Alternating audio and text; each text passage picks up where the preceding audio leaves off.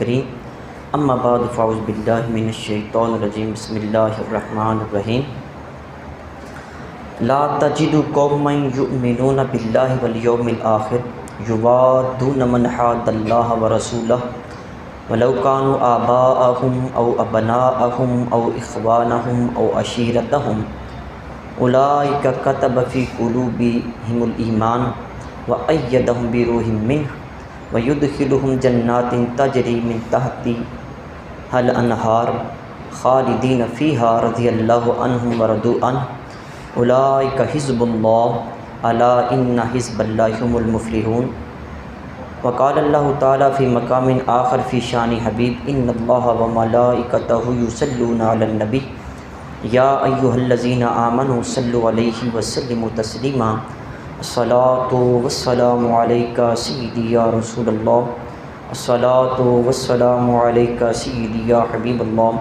الصلاۃ والسلام علیکہ سیدی یا نبی اللہ وعلی آلکہ واصحابکہ سیدی یا محبوب اللہ تنم فرسود جاں پاراز ہجراں یا رسول اللہ دلم پئی مردہ آواراز اسیاں یا رسول اللہ ذکر دا خیش حیرانم سیاہ شدروز اسیانم پشیمانم پشیمانم پشیمان یا رسول اللہ چو بازو شفاعت را کشائی بر گناہ گارا مکن محروم جامی را در آجا یا رسول اللہ چو سوے من گزر آری من مسکین ناداری فدائے نقش نالنت کنم جاں یا رسول اللہ فدائے نقش نالنت کنم جاں یا رسول اللہ فدائے نقش نالنت کنم جاں یا رسول اللہ گناہ گارم سیاہ کارم شفاعت یا رسول اللہ خراب و خستہ و خارم شفاعت یا رسول اللہ تو غنی از ہر دو عالم من فقیر روز محشر عذر ہائے من پذیر گر تمی بینی حساب ناگزیر از نگاہ مصطفیٰ پنہا بگیر میری زندگی کا مقصد تیرے دین کی سرفرازی میں اسی لیے مسلمان میں اسی لیے نمازی محمد ہیں متاع عالم ایجاد سے پیارے پدر مادر برادر جان و مال سے پیارے میری نہایت واجب الاحترام عزیز بزرگ و دوستو آج اس جمعۃ المبارک پر جو گفتگو میں نے آپ کے سامنے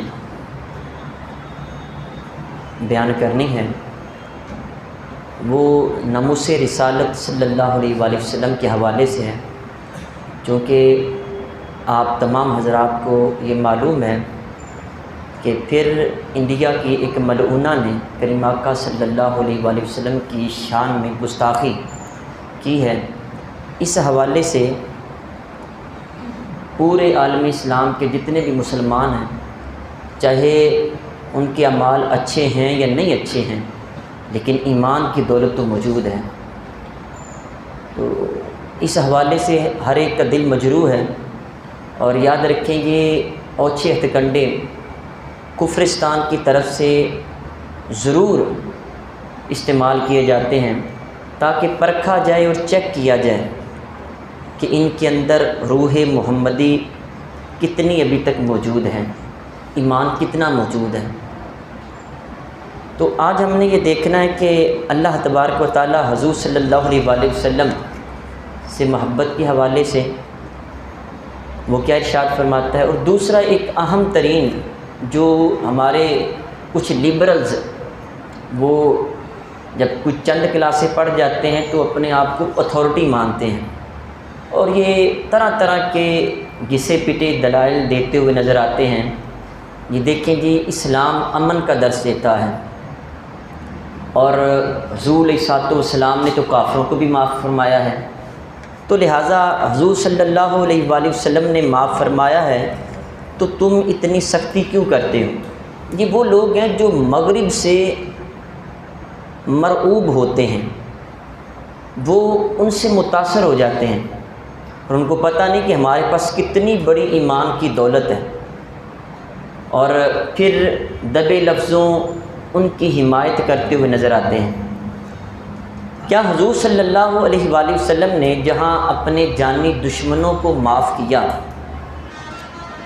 تو وہاں پر حضور علیہ الصلوۃ والسلام نے کسی گستاخ کو قتل کرنے کا بھی حکم دیا؟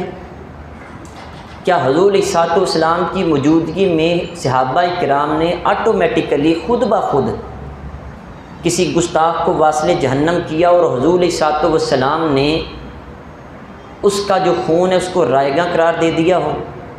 یعنی جو قاتل تھا، جس نے قتل کیا، حضور علیہ الصلوۃ والسلام نے اس کو کوئی سزا نہ دی ہو؟ کیا کوئی ایسے واقعات ملتے ہیں؟ یعنی جہاں یہ کہتے ہیں کہ حضور علیہ الصلوۃ والسلام نے کافروں کو معاف کیا، اپنے جانی دشمنوں کو معاف کیا، جیسے مکہ فتح ہوا تو آپ نے عام معافی کا اعلان فرما دیا، تو حضور سرور کائنات صلی اللہ علیہ وآلہ وسلم نے اگر کافروں کو معاف کیا ہے، اپنے جانی دشمنوں کو معاف کیا ہے، تو یہ سیرت کا پہلو ہمیں یہ بتاتا ہے ہم بھی اپنے دشمنوں کو معاف کریں۔ آئینہ جس نے آپ کے بھائی کو قتل کیا، جس نے آپ کو گالی دی، جس نے آپ کے ساتھ زیادتی کی، وہ آپ سے سوری کرے تو فوراً اس کو معاف کریں۔ حضور علیہ الصلوۃ والسلام نے معاف فرمایا۔ تو یہ جو سرکار کی شان میں گستاخی کی ہے، تو حضور علیہ الصلوۃ والسلام نے کئی ایسے گستاخ تھے جن کو خود قتل کرنے کا حکم دیا، کئی واقعات ملتے ہیں۔ دوسری بات یہ کہ حضور علیہ الصلوۃ والسلام کی شان میں جس نے گستاخی کی، اس کی سزا حد کے طور کے اوپر قتل کرنا ہوتی ہے۔ یعنی جیسے کوئی بندہ قتل کرتا ہے تو قتل کرنے کی وجہ سے اب اس کے اوپر حد جاری ہوگی، یعنی اس سے قصاص لیا جائے گا۔ اب کوئی بندہ یہ کہے جی میں نے قتل کیا ہے تو میں معافی مانگتا ہوں، مجھے معاف کر دیا جائے، کیا عدالت اس کو معاف کرے گی؟ قانون اس کو معاف کرے گا؟ نہیں۔ جس نے قتل کیا اس کے بدلے میں اس کو قتل ضرور کیا جائے گا۔ تو اسی طرح جس بندے نے جو سزا، مثلا ایک بندہ شراب پیتا ہے تو اسلام نے 80 کوڑے اس کی سزا رکھی ہے، اب وہ بندہ کہے جی میں کان پکڑ کے معافی مانگتا ہوں، آج کے بعد نہیں پیوں گا، تو کیا جج صاحب اس کو معاف کر دیں گے؟ نہیں، اس کو 80 کوڑے کھانے پڑیں گے۔ یعنی جو اس نے چور نے چوری کی ثابت ہو گئی، اس کی حد ہے کہ اس کا ہاتھ کاٹا جائے۔ اب چور قرآن اٹھا کے واسطے دے دے کر کے کہے جی مجھے معاف کر دیں، تو کیا اسلامی قانون یا شریعت اس کو معاف کرے گی؟ نہیں، اس کی سزا یہ کہ اس نے جب چوری کر لی اس کا ہاتھ کاٹا جائے گا۔ تو جس بندے نے حضور علیہ الصلوۃ والسلام کی شان میں گستاخی کر لی، اب اس کی سزا یہ ہے کہ اس کو قتل کر دیا جائے، اب اس کی سزا یہی ہے۔ اچھا، باقی وہ جتنی مرضی معافیا مانگے اس کا معاملہ عند اللہ ہے، دنیا میں اس کی جو سزا اور اس کی معافی یہی ہے کہ اس کو قتل کر دیا جائے، باقی آخرت میں اس کا معاملہ اس کے رب کے سپرد ہے، وہ ہم دلوں کے بھید نہیں جانتے۔ اچھا، اب یہ سزا ہے کیوں، حد جاری کرنا کیوں ہے؟ دیکھیں، اگر آپ نے کسی گستاخ رسول کو قتل نہیں کیا، قانون نافذ نہیں کیا، ایک بندہ ادھر سے اٹھتا ہے، وہ گستاخی کرتا ہے، بعد میں معافی مانگ لیتا ہے اور کروڑوں مسلمانوں کا دل مجروح ہوتا ہے، تو اس نے سوری کہہ دی، معاف کر دیا، دوسرے دن کوئی اور کھڑا ہو جائے گا، یہ تو پھر گستاخیوں کا دروازہ کھل جائے گا۔ ان کو پتہ ہے کہ مسلمانوں کو یہ جملہ کہا جائے، سرکار کی طرف اشارہ بھی کیا جائے تو مسلمان ہر چیز برداشت کر لیتے ہیں، سرکار کی شان میں گستاخی برداشت نہیں کرتے، تو پھر تو ایک تانتا بن جائے گا، ہر بندہ اٹھے گا سرکار کی شان میں گستاخی کرے گا۔ تو اس امت میں، اس دنیا میں اگر اس کا امن قائم رکھنا ہے تو یہاں جو گستاخ رسول ہے اس کو قتل کرنا ہی اس کی حد ہے، یہی اس کی سزا ہے، یہی اس کی معافی ہے، اس کے علاوہ کوئی اس سے چھوٹی کوئی سزا اس کی ہے ہی نہیں۔ اب آئیں، کیا حضور علیہ الصلوۃ والسلام نے اپنے دور میں گستاخوں کو معاف کیا تھا؟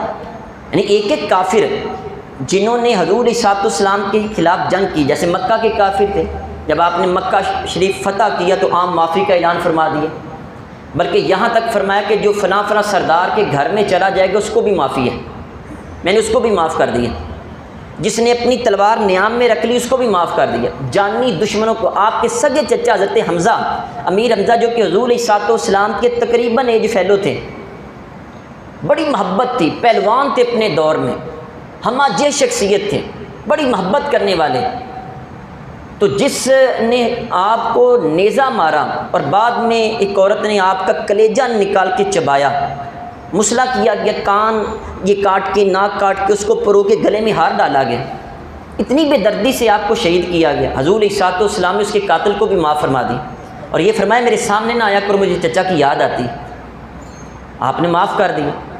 تو جب معافی کا معاملہ کوئی گستاخ نہیں ہے تو سرکار نے معاف کیا ہے، دشمنوں کو معاف کیا، تم بھی اپنے دشمنوں کو معاف کرو۔ آپ یہ گفتگو سن کے اس کو ذہن میں بٹھایا کریں. یقین مانیں یہ جو لنڈے کے لبرل ہیں یہ سوشل میڈیا کے اوپر، پرنٹ میڈیا کے اوپر اور دوسری جگہوں پہ بیٹھ کے لوگ بڑی باتیں کرتے ہیں. یونیورسٹیز کے اندر، کالجز کے پڑھے ہوئے، وہ جب ان کا کوئی دماغ خراب کرتا ہے تو پھر بڑی دور تک اس کا اثر جاتا ہے اور پھر آپ کے دلوں سے، سینوں سے ایمان کی دولت چھیننے کی کوشش کی جاتی. آپ ان کو بتائیں کہ جو سرکار نے دشمنوں کو معاف کیا تم بھی اپنے دشمنوں کو معاف کریں. ہم نے تو یہاں دیکھا کہ کسی کا موڈا بھی ساتھ لگ جائے نا، کندھا بھی، ہم اس کو معاف کرنے کے لیے تیار نہیں ہیں. یا تھوڑی سی بائک ساتھ لگ جائے تو ہم اس کو معاف نہیں کرتے ہیں، گالی گلوچ وہاں شروع کر دیتے. دشمنوں کو معاف کرو، یہ سرکار کی سنت ہے. لیکن گستاخوں کو خود حضور علیہ الصلوۃ والسلام نے بھی واصل جہنم کروایا. آپ کے سامنے عرض کرتا ہوں، حضرت اکرمہ جو کہ حضرت ابن عباس رضی اللہ تعالیٰ عنہ، حضرت عبداللہ بن عباس حضور علیہ الصلوۃ والسلام کی کزن کے شاگرد ہیں، وہ روایت کرتے ہیں کہ ان نبی صلی اللہ علیہ وسلم سبہ رجل، ایک شخص نے حضور علیہ الصلوۃ والسلام کو گالی دی. فقال من یکفینی عدوی، حضور علیہ الصلوۃ والسلام نے فرمایا کہ اس دشمن سے کون بدلہ لے گا، کون اس کا کام تمام کرے گا. اس نے گالی دی، سرکار کی شان میں گستاخی، فرمایا کون کرے گا اس طرح. تو فقال زبیر انا، حضرت زبیر رضی اللہ تعالیٰ عنہ، حضور میں اس کا قلع کما کروں گا. یہ خود حضور علیہ الصلوۃ والسلام نے حکم دیا. حضرت زبیر گئے، جا کے اس کا سر کاٹ کے سرکار کی بارگاہ میں آئے کہ حضور میں نے اس کو قتل کر دی. پھر اس سے آگے چلے. نمبر 2 کہ ان امرأۃ کانت سب النبی صلی اللہ علیہ وسلم، ایک عورت حضور علیہ الصلوۃ والسلام کو گالیاں دیتی تھی. فقال النبی صلی اللہ علیہ وسلم من یکفینی عدوی، حضور علیہ الصلوۃ والسلام نے پھر یہی فرمایا کہ کون اس دشمن کا کام تمام کرے گا. فخرج الیہا خالد بن الولید فقتل، حضرت خالد بن ولید اس کی طرف گئے اور عورت کو قتل کر کے واپس آ گئے. یہ وہ تھے جو حضور صلی اللہ علیہ وسلم کی شان میں گستاخی کرتے تھے، خود آپ علیہ الصلوۃ والسلام نے ان کے قتل کرنے کا حکم دیا. اس سے آگے چلیں. حضرت حذیفہ بن یمان، یہ دبہ اور عمان کا ایک علاقہ تھا جہاں کے گورنر بن کے گئے. جب وہاں آپ گورنر بن کے گئے تو کریم آقا صلی اللہ علیہ وسلم جیسے ہی آپ کا وصال ہوا، حضور دنیا سے رخصت ہوئے، تو ان علاقے کے لوگوں نے زکوٰۃ دینے سے انکار کر دیا، کہا کہ ہم زکوٰۃ نہیں دیں. یہ اسلام کا قنطرۃ الاسلام، یعنی اسلام کا پل ہے. پورا نظام معیشت جو اسلام کا ہے وہ سارے اس کے اوپر بلڈ ہوتا ہے. تو جب انہوں نے انکار کیا تو حضرت حذیفہ بن یمان نے ان کو سمجھانے کی کوشش کی، بلایا، کہا کہ توبہ کرو، یہ بات اچھی نہیں ہے. جب وہ آپ کی بارگاہ میں آئے تو انہوں نے آ کے سرکار دو عالم صلی اللہ علیہ وسلم کو گالیاں دینا شروع کر دی، حضور کی شان میں گستاخی شروع کر دی.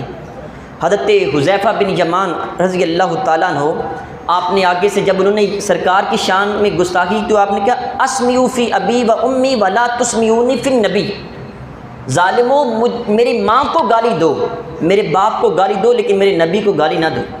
منتیں کی ان کی، سمجھایا ان کو، لیکن وہ باز نہ آئے. پھر آپ نے فوراً حضرت ابوبکر صدیق کی طرف پیغام بھیجا کہ حضور یہاں پہ کچھ گستاخ ایسے ہیں جنہوں نے حضور علیہ الصلوۃ والسلام کی شان میں گستاخی کی ہے. حضرت ابوبکر صدیق نے کہ لمحہ دیر کیے بغیر فوراً ایک لشکر بھیجا، جنہوں نے جتنے بھی لوگ تھے منکرین زکوٰۃ کے ساتھ ساتھ وہ حضور کی شان میں گستاخی کرنے والے تھے، آپ نے تمام کو سر قلم کروا دی. کہ گستاخی رسول کی صرف ایک سزا، سرتن سے جدا، سرتن سے جدا. یہ میں واقعات حضور علیہ الصلوۃ والسلام کے دور کے عرض کر رہا ہوں. اس سے آگے چلیں. حضور علیہ الصلوۃ والسلام کے دور میں ایک یہودی تھا جس کا نام تھا کعب بن اشرف، اور یہ کافی امیر ترین تھا، اثر و رسوخ تھا اس کا. اور جب غزوہ بدر ہوا تو مسلمانوں کی تعداد 313 تھی اور کافروں کی تعداد 1000 کے قریب تھی. سامان بھی تھوڑا تھا، تعداد بھی تھوڑی تھی، اور ہے بھی رمضان مبارک تھا، مسلمانوں نے روزے بھی رکھے ہوئے تھے. اللہ تعالیٰ نے آسمان سے فرشتوں کے ذریعے مسلمانوں کی مدد کی اور مسلمانوں کو فتح ملی. جیسے مدینہ شریف میں یہ خبر پہنچی کہ مسلمانوں کو اللہ نے فتح دے دی، یہ کعب بن اشرف غصے میں آ گیا اور کہنے لگا کہ یہ کیسے ہو سکتا ہے کہ مسلمان مٹھی بھر تھے اور وہ جنگ جیت گئے. اب اس نے وہاں سے چلا مکہ شریف گیا، جا کے کافروں کے ساتھ ملا اور جا کے ان کو بتایا، افسوس کیا کہ تمہارے اتنے بڑے بڑے سردار مر گئے، اور ساتھ وہاں پہ جا کے روتا ان کے سامنے کہ یار تمہارے سردار مر گئے اور تم نے مسلمانوں کو چھوڑ دیا. پھر اس ظالم نے کیا کیا کہ وہاں بھی حضور علیہ الصلوۃ والسلام کی شان میں گستاخیاں کی. پھر مدینہ شریف آیا تو مدینہ شریف آ کے اس نے مسلمان عورتوں کے بارے میں اشتیا اشعار کہنے شروع کر دی، اور ساتھ حضور علیہ السلام کی شان میں بھی گستاخیاں شروع کر دی۔ جب یہ معاملہ سرکار دو عالم صلی اللہ علیہ وسلم کی بارگاہ میں پہنچا، حضور کو پتہ چلا، تو کریم آقا صلی اللہ علیہ وآلہ وسلم نے پھر یہی فرمایا، من لکعب بن الاشرف، یہ کعب بن اشرف کی گردن کون اتارے گا، کون اس کا کلا کما کرے گا؟ فَإِنَّهُ أَذَى اللَّهَ وَرَسُولَهُ، یہ اللہ کو بھی اذیت دیتا ہے، اللہ کے محبوب کو بھی اذیت دیتا ہے۔ حالانکہ مسلمان عورتوں کے بارے میں اشتیا اشعار کہتا، حضور کی شان میں گستاخی کرتا، لیکن حضور علیہ السلام نے فرمایا یہ اللہ کو بھی اذیت دیتا ہے، اللہ کے محبوب کو بھی اذیت دیتا ہے۔ فقام محمد بن مسلمہ، محمد بن مسلمہ کے صحابی تھے، کھڑے ہوئے، فقال یا رسول اللہ اتحب ان اقتلہ، حضور آپ پسند کرتے ہیں میں اس کو قتل کر دوں؟ قال نعم، حضور نے فرمایا ہاں اس کو قتل کر دو۔ یہ وہ گستاخ تھا، ادھر مکہ میں معافی کا اعلان، مدینہ شریف میں یہودی بستے تھے، سرکار دو عالم صلی اللہ علیہ وسلم نے ان کے ساتھ معاہدہ کر کے کانٹیکٹ کر کے وہاں پہ سرکار دو عالم صلی اللہ علیہ وسلم نے امن قائم کیا، عیسائیوں کے ساتھ امن قائم کیا، یہودیوں کے ساتھ کیا، لیکن جب گستاخ کی باری آئی تو حضور علیہ السلام نے فرمایا کون قتل کر گیا؟ محمد بن مسلمہ کہتے ہیں حضور آپ چاہتے قتل کر دوں؟ فرمایا ہاں۔ قال فاذن لی ان اقول شیئا، حضور ایک اجازت آپ سے چاہتا ہوں کہ مجھے کچھ خلاف واقعہ گفتگو کرنے کی مجھے اجازت دی جائے، یعنی میں اس کے پاس جاؤں تو میں اپنی باتوں میں ورگلا کر اس کو میں قتل کروں گا۔ امیر ترین تھا، باڈی گارڈ وغیرہ بھی سب کچھ تھے، مطلب یہ کہ میں وہاں جا کے جھوٹ بولوں اس کے سامنے۔ تو حضور علیہ السلام اشارے تھے، کریم آقا علیہ السلام نے فرمایا ٹھیک ہے جاؤ، تمہیں خلاف واقعہ گفتگو کرنے کی اجازت ہے۔ اب حضرت محمد بن مسلمہ رضی اللہ تعالیٰ عنہ کعب بن اشرف کے پاس گئے، تو جا کے اس کو کہتے ہیں یار دیکھو یہ جو محمد صلی اللہ علیہ وآلہ وسلم ہے نا، یہ ہمارے اوپر بڑا ظلم کر رہے ہیں۔ تو وہ بڑا خوش ہوا، کہا ہاں ہاں واقعی میں تو بڑی دیر سے کہہ رہا ہوں، جب سے یہ مدینہ شریف آیا ہے لوگوں کے اوپر طرح طرح کی مصیبتیں آ رہی ہیں، کبھی مکہ سے حملے ہو رہے ہیں، کہیں سے حملے ہو رہے ہیں، میں نے تو پہلے کہا ہے آپ کو۔ تو یار دیکھو یہ اس نے ہمارے اوپر وہ زکوٰۃ جو ہے نا یہ سمجھا ٹیکس کے طور پہ امپوز کر دیا ہے، لاگو کر دیا ہے، ہم کیا کریں؟ اس نے کہا میں نے کہا بھی ابھی تو یہ ابتدا ہے، کعب بن اشرف یہودی کہنا ابھی تو یہ ابتدا ہے، آگے دیکھیں ہوتا کیا کیا ہے۔ اب حضرت محمد بن مسلمہ یہ حضور علیہ السلام کے بارے میں بات کر رہے ہیں، حضور سے پہلے اجازت لے لی تھی، اب جب وہ پتہ چل گیا کہ یہ اندر سے ہمارے ساتھ مل گیا ہے، پھر ایک دن چھوڑ کے آئے، کہا جی مجھے کچھ قرض چاہیے۔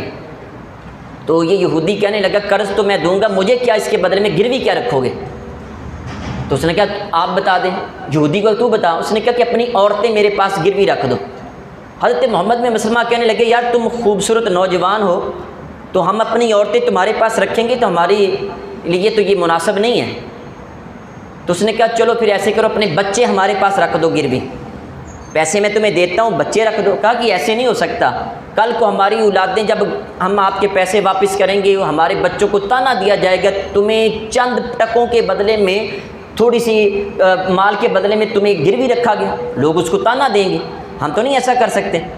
اس کے بعد اس نے کہا کہ حضرت محمد بن مسلمہ کہنے لگے ہم اپنے ہتھیار جو ہیں نا تلواریں نیزے وغیرہ وہ تمہارے پاس گروی رکھ کے وہ مال لے لیتے ہیں۔ اس نے کہا چلو ٹھیک ہے، اب وہ لے لیا۔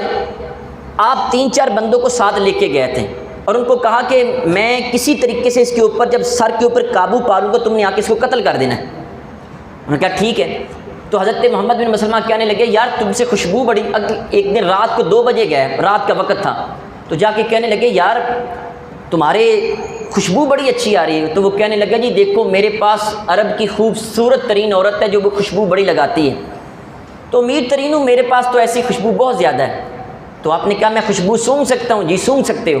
آپ قریب ہوئے، خوشبو سونگی، پھر کہا کہ میں دوبارہ سونگھ سکتا ہوں؟ اس نے کہا سونگھ سکتے۔ آپ سر کے قریب ہوئے، زور سے پکڑ لیا سر کو، جب پکڑا دوسرے ساتھی چھپے ہوئے تھے وہ باہر آئے، فوراً آ کے انہوں نے قتل کر دیا۔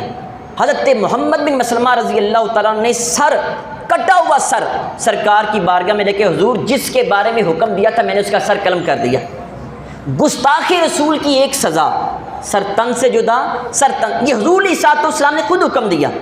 اور پھر آپ کو مزے کی بات بتاؤں اس سے آگے کہ یہی حضرت محمد بن مسلمہ رضی اللہ تعالیٰ عنہ تقریباً 100 سال کے قریب آپ کی عمر تھی، تو مروان بن حکم کا دور تھا، تو وہاں اس کے دربار میں ابن یامین ندری ایک منافق تک کہنے لگا کہ کعب بن اشرف کو جو یہودی تھا اس کو دھوکے سے قتل کیا گیا۔ حضرت محمد بن مسلمہ بوڑھے ہو چکے تھے، غصے سے کھڑے ہو گئے، کہا مروان تیرے دربار میں سرکار کی طرف غدر کی نسبت کی جا رہی ہے اور تو خاموش ہے، سن لے آج کے بعد میں تیرے دربار میں کبھی نہیں آؤں گا۔ اور ابن یامین ندری تو بھی سن لے، میں اللہ کے لیے اپنے اوپر نظر مانتا ہوں، قسم کھاتا ہوں، منت مانگتا ہوں، اگر میرے ہاتھ میں تلوار ہوئی اور تو میرے سامنے آ گیا تو میں تجھے ضرور قتل کروں گا۔ یہ کئی سالوں کے بعد اس نے گستاخ کو سپورٹ کیا تھا، تو محمد بن مسلمہ نے کہا کہ میں نظر مانتا ہوں، منت مانگتا ہوں، میرے سامنے آئے تلوار ہوئی تو میں تمہیں قتل کروں گا۔ اب حضور علیہ السلام کے صحابہ یہ شیروں کی طرح تھے، وہ ہلکا یاراں تو بریشم کی طرح نرم، رزم حق کو باطل ہو تو فولاد ہے مومن، یہ ایمان کی طاقت۔ کبھی آپ چیک کر لیں، اگر کسی نشئی کے سامنے بھی سرکار کی محبت کی بات کی جائے تو وہ بفرے ہوئے شیر کی طرح ہو جاتا ہے۔ ہمارا یہ کنیکشن بڑا مضبوط ہے، ہم اس معاملے میں برداشت نہیں کر سکتے، چاہے پہاڑ بھی سامنے آ جائیں تو مسلمان حضور علیہ السلام کی محبت کے بدلے میں اس پہاڑ کو بھی ریزہ ضیاء کر دیں گے۔ تو حضرت محمد بن مسلمہ 100 سال کے قریب عمر ہے، تو پھر جب بھی ابن یامین ندری باہر جاتا تو لوگوں سے پہلے پوچھتا دیکھو وہ صحابی رسول باہر تو نہیں ہے، یہ بوڑھا 100 سال کا وہ جوان تھے۔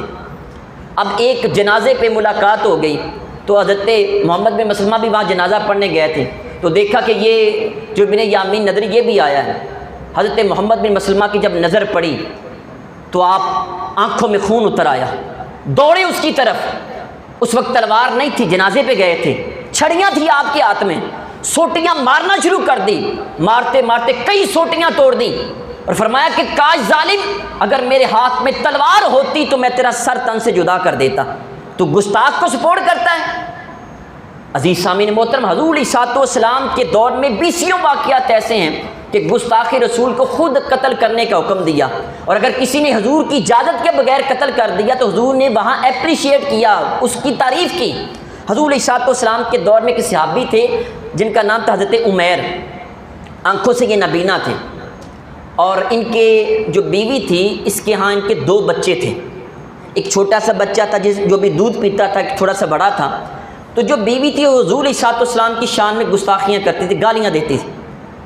حضرت عمیر نے اس کو سمجھایا، کہا کہ ایسا نہ کر، یہ تیرے لیے اچھا نہیں ہوگا۔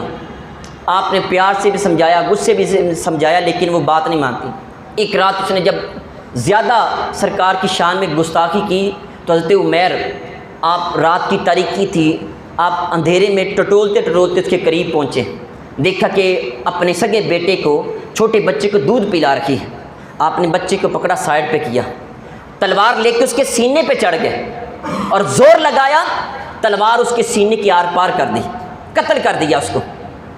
ادھر رات، پچھلی رات کا وقت تھا، آپ پھر وہ دیواروں کو ہاتھ میں لگاتے ہوئے چھوتے ہوئے مسجد میں آئے، نماز کا وقت تھا۔